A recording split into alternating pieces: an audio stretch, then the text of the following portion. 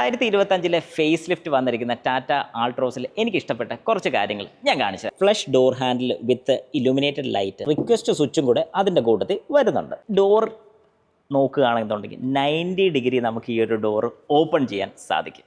ഒരുപാട് charging options നമുക്കിവിടെ കാണാൻ സാധിക്കും. ഒരു USB-A ടൈപ്പ് കാണാൻ സാധിക്കും, USB-C ടൈപ്പ്, അതും 65 വാട്ട്സ് കാണാൻ സാധിക്കും. ഒരു 12 വോൾട്ടിൻ്റെ ഔട്ട്പുട്ട് ഉണ്ട്. അത് മാത്രമല്ല ഒരു വയർലെസ് ചാർജിങ്ങും നമുക്കിവിടെ അവൈലബിൾ ആണ്.